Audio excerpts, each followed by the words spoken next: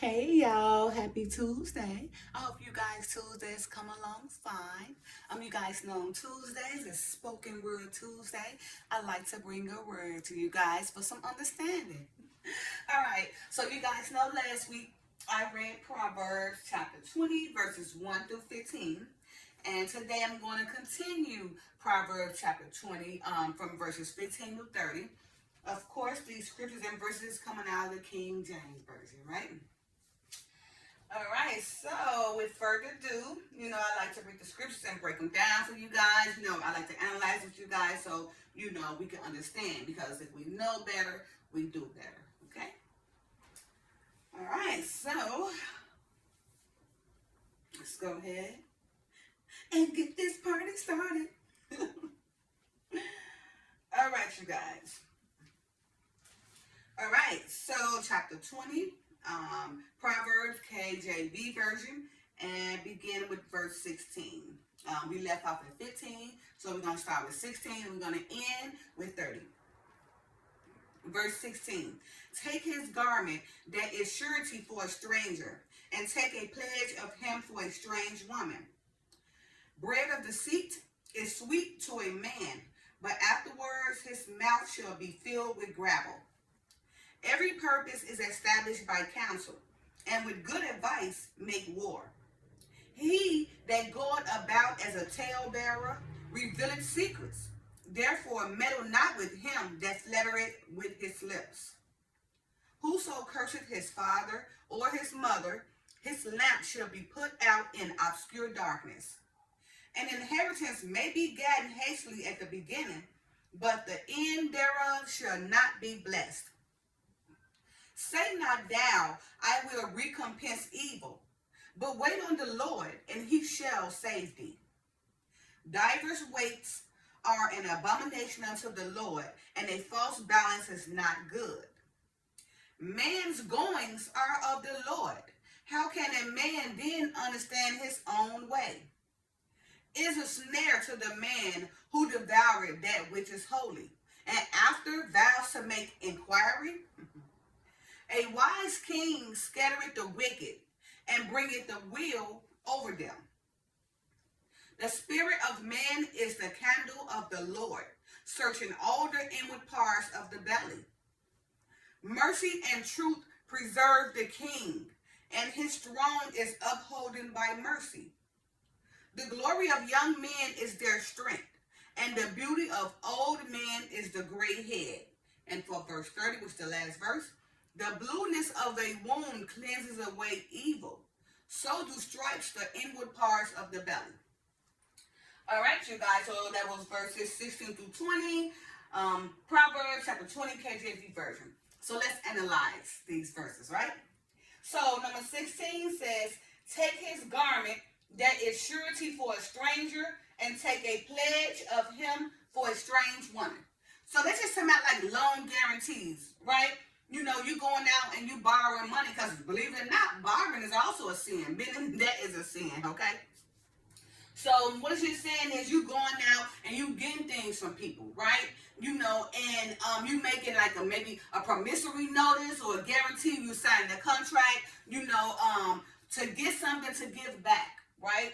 So that's just saying that they're going to take something from you, take something back to give you something, right? Just basically loans and stuff, taking out loans and everything, so you got to give them something, to make them believe that you're going to pay them back, right? And the second part, and take a pledge of him for a strange woman. So it's basically the same thing, taking a pledge of things, putting yourself out there, making yourself liable for things, for guarantors, for men, women, for anything, for strangers, just putting yourself out there, becoming in debt with somebody, right? For somebody to have control of you, taking the pledge of you. You also giving them something to hold, to guarantee you'll bring it back, or suffer consequences. Verse 17. Bread of deceit is sweet to a man, but afterwards his mouth shall be filled with gravel. So I just done that short this morning, right? And I was just basically saying that, evil men and seducers, love to deceive and be deceived. So while they they think they're doing something, I think they're manipulating and deceiving people, they're being deceived too. Because in the beginning, yes, they may be getting what they want, doing all the things they want to do, by deceiving somebody, right? But in the end, it's going to come right on back. And the same way they go out deceiving somebody, they're going to be deceived. Okay? So we got to be careful and, don't think that we are being manipulators and deceptors, not believing that you're also being manipulated and deceptors, because it works together, okay? Verse 18, every purpose is established by counsel, and with good advice make war. So it's just saying, sometimes some things got to be pulled out of people. People want to do something, right? But they're so shy, they don't know how to go get it, right? But a person, who's experienced with counsel, who's experienced with people, with social skills or people skills, know how to go to that person and talk to that person, to bring it out of them, right? Give them some great advice, give them some good counsel that will lead them down the right path, right? And once they build that person up, with that counsel, to lead them down the right path, that person becomes so strong with that advice, they can create war. And basically when I say that creating war, just they know how to stand their ground now. They know how to be strong. They know how to go make it do what they want to do. They know how to go touch it, and make it operate. Okay? Because of that good counsel, all right, from that person, who spoke the promotion, who spoke the motivation into that person, okay, to build that person up. Verse 19. He that goeth about as a talebearer revealeth secrets. Therefore meddle not with him that flattereth with his lips. So it's just saying people that's liars go out the same thing. Liars and people who going to deceive people who going to manipulate people, right? Those are people with flattered lips, right? And the Father tells you don't matter with them because those people mean no good, right? They're good with their lips, they're good with their tongues, they know how to talk, they go around, they're going around creating rumors of others, lying on other people, to get a specific result that they want to, right? Those are people who have flattery lips that cannot be trusted. So don't meddle with those people, and I'm sure, we all know somebody like that. So it's telling you, those kind of people is dangerous to be around because they go create a rumor about you that will destroy your whole life. You find yourself in the hole trying to dig out all over a lie. Trust me, it's been done over and over again. So, those people, those talebearers that go around lying, you need to stay away from them. Don't meddle with them because they have flattery lips. Verse 20. Whoso curseth his father or his mother, his lamp shall be put out in obscure darkness. So what's that saying? A person, who curses his mother or father, their life would never have light. You see?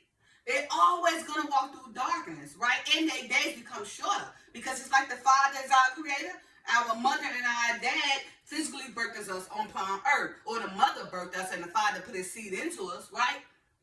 So if you curse them, then you will never live in light, okay? Your life would never be of happiness. It would be in obscure darkness because you have defiled your own mother and your dad. No matter, what they do. They brought you to this earth. Just like Creator brought us in there and how we go against him and forsake his laws as apostates and live in obscure darkness. It's the same thing with our physical parents on earth. When we go disobeying them, cursing them and everything and cursing them out and disrespecting them and doing all that kind of stuff, believe you me, once you get that same age, if you even live to be that age, because disobeying your mother and dad or cursing your mother and dad shorten your days on earth anyway, and it keeps you in the obscure darkness.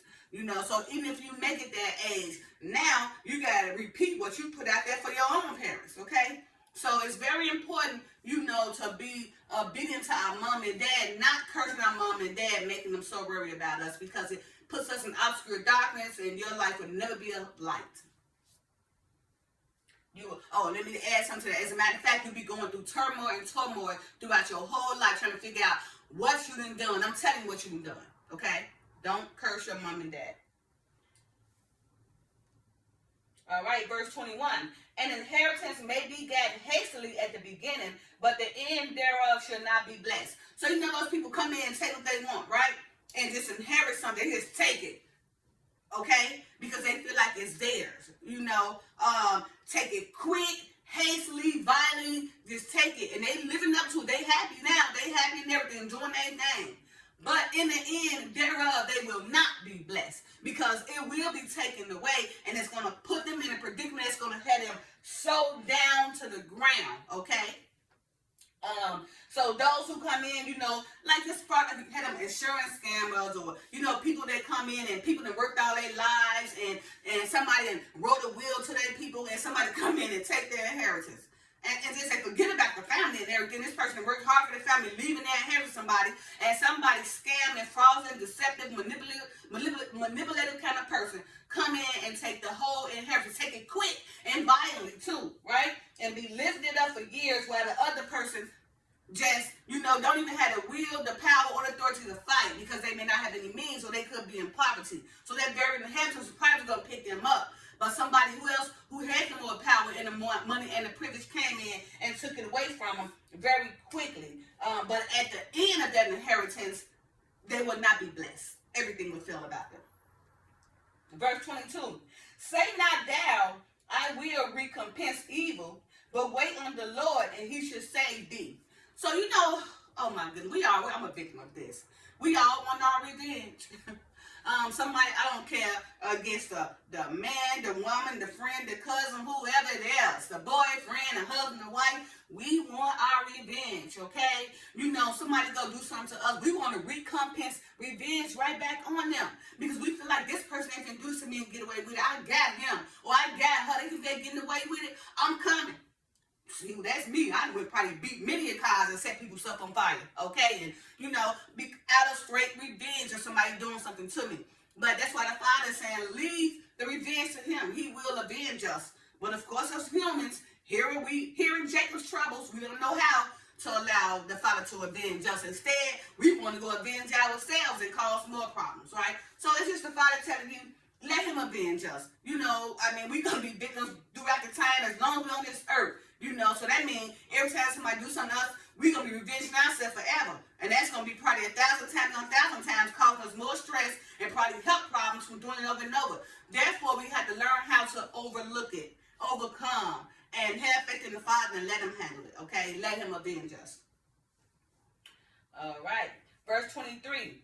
Divers weights are an abomination unto the Lord, and a false balance is not good. Of course, I did a story on this, or a teaching problem, where being unbalanced, where having so much of something, that means good, that's spoiling you. Because anything that you got too much of can spoil you, right? Because it makes you become prideful and boastful, right? So we have to be balanced. We can't have all this and little this. That's not balanced. We need to come somewhere and even out, so we can know how to differentiate good from evil, being balanced in our life throughout all our endeavors, throughout all our progress in life. Whatever we do, make sure you balance.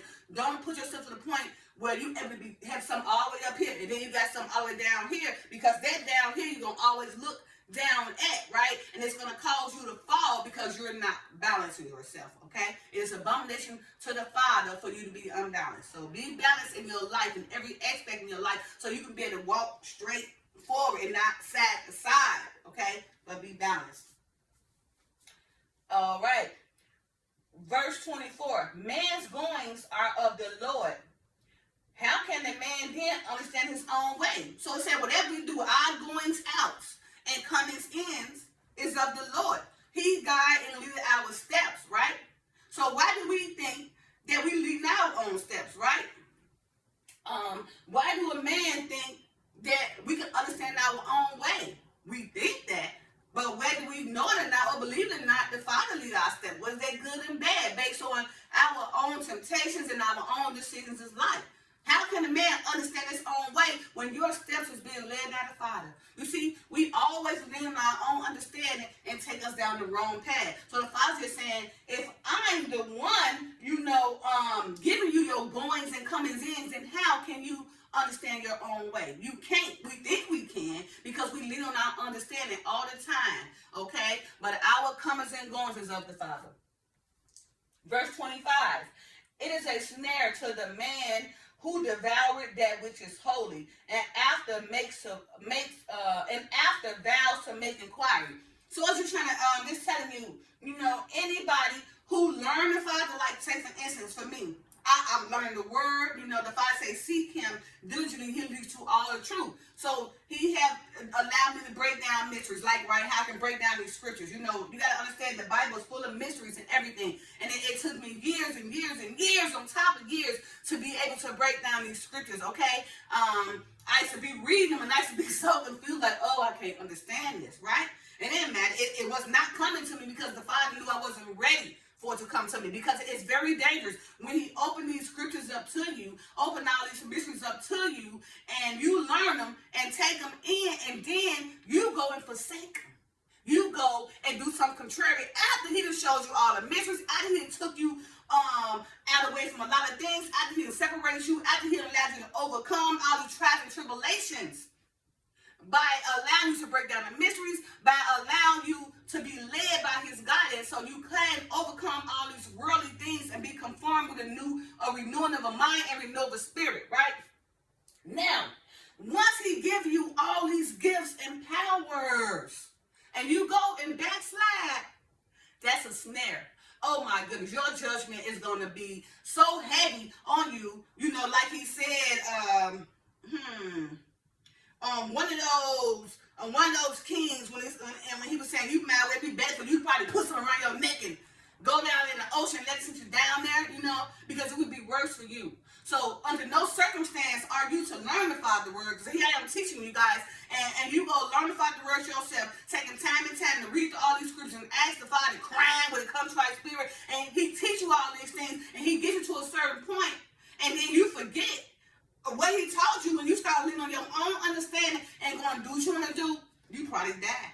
I'm telling you right now, it is a snare to you. So he's telling you right now, once he teach you and you go back and backslide, because backsliding from a church and backsliding from the word is totally different. Those just be churches, that's be people just to teach you. But once you learn the word and he teach you thoroughly and you backslide, your life will never be the same. He's going to judge you tremendously. It's a snare. It means exactly what it says.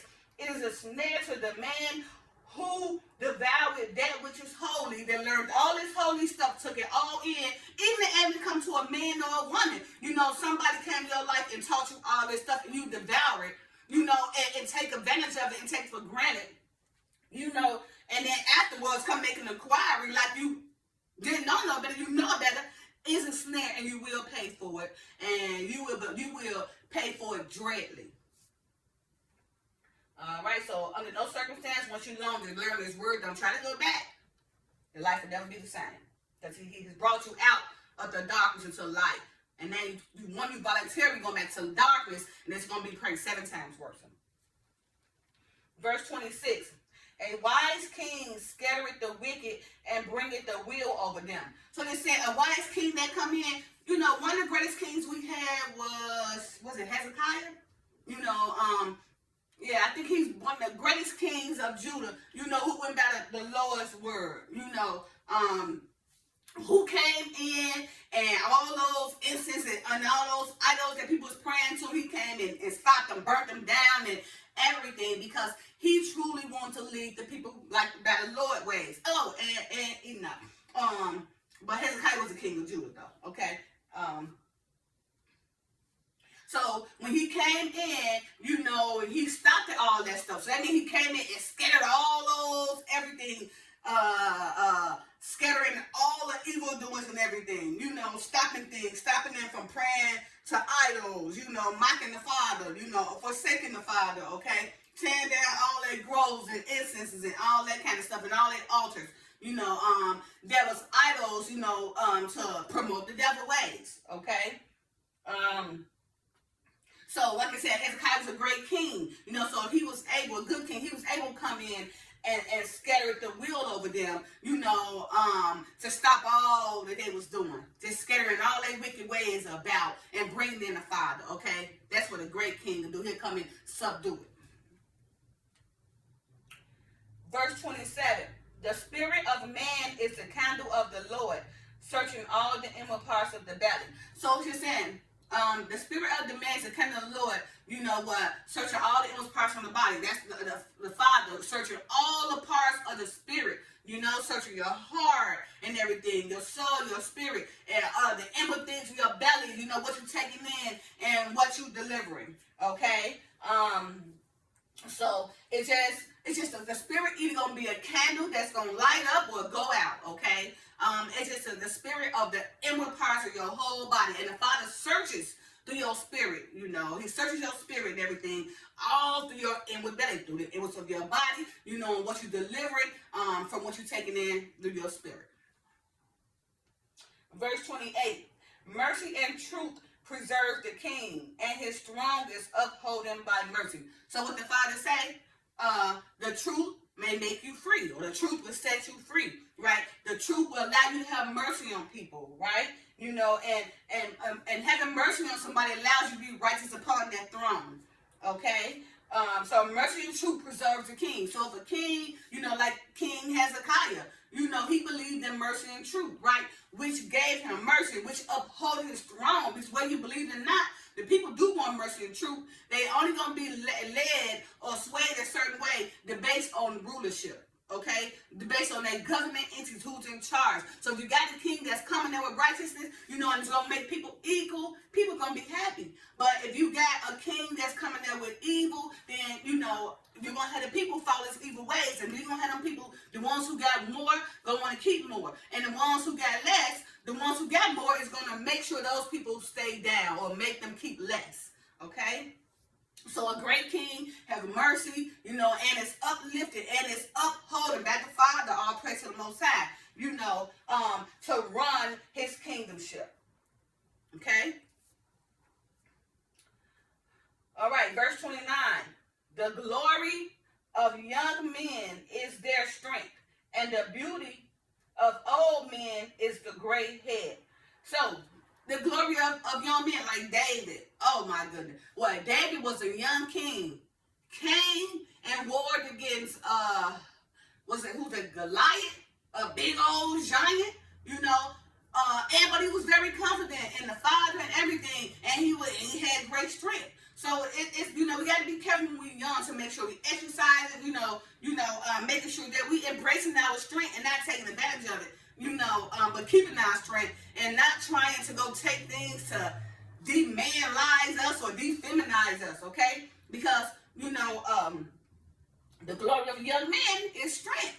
So now if you're young and now you get things in your body or take things in your body, to deep poverty or to deep purity to you or to take your strength away, then what glory do you have?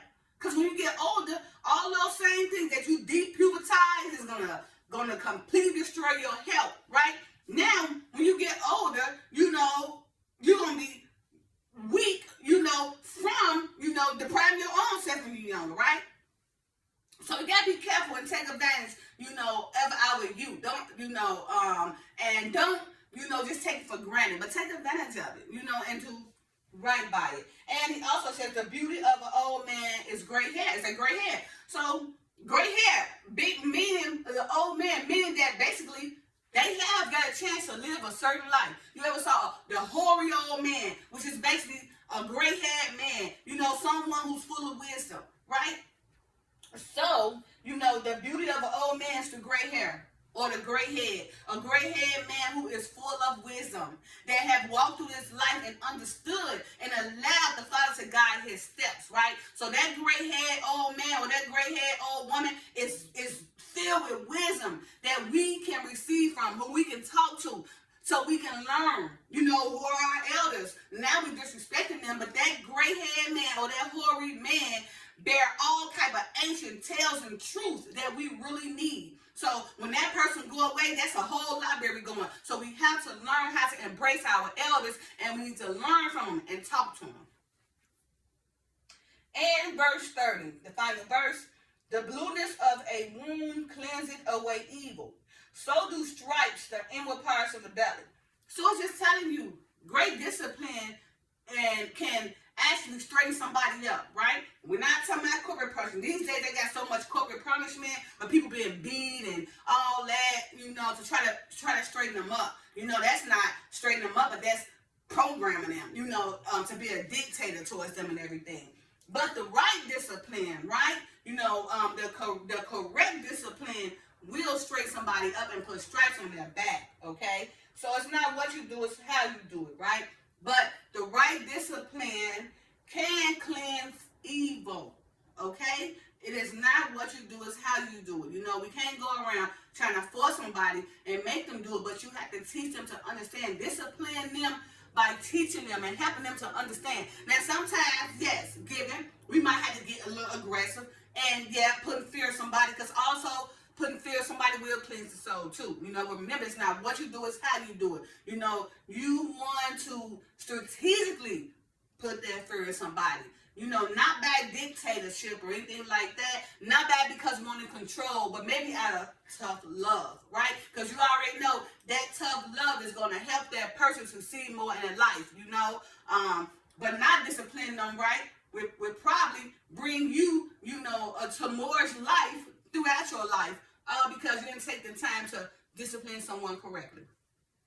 All right, you guys, okay? So I just read Proverbs. I finished, as I promised you guys, verse 16 to 30, Proverbs 20, KJV version, right?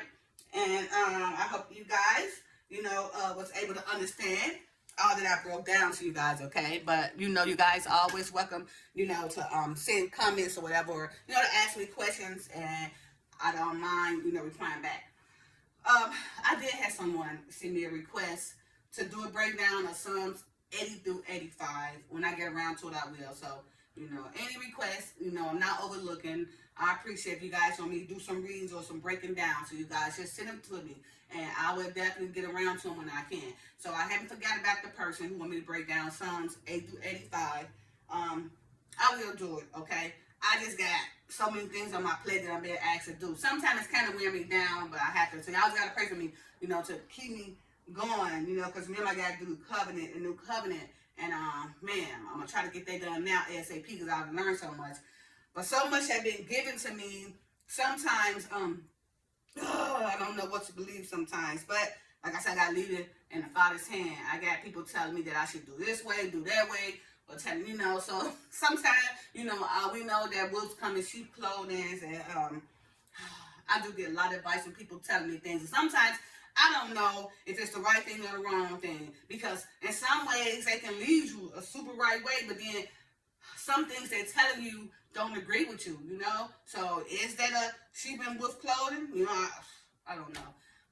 But anyway, you guys pray for me and ask God, to lead me, with the right doctrine that people give me, and not lead me down a deceptive way, or trying to get me to do things and break things down in a deceptive way. Trying to get me deterred from the Father, or trying to keep you guys getting close to the Father, because I'm getting those things coming to me now, so hey, if anybody got advice, bring it on, let me know what, how can you guys recognize a sheep in wolf clothing, and, what will make you think that they're trying to turn you away from good doctrine and have you teach something that's leading towards the devil, okay? Any advice, let me know, because like I said, I am getting people saying stuff to me and asking me to do things, but I don't want to be led down the wrong way, and I don't want to be involved in no type of witchcraft, honestly, I almost seem like it's witchcraft. All right, you guys, thank you. I hope you guys learn from this, and remember the Bible, Bible, basic instructions before leaving Earth. All right, you guys, have a blessed day. Happy Spoken Word Tuesday. Don't forget to like, subscribe, share, and comment. Bye now.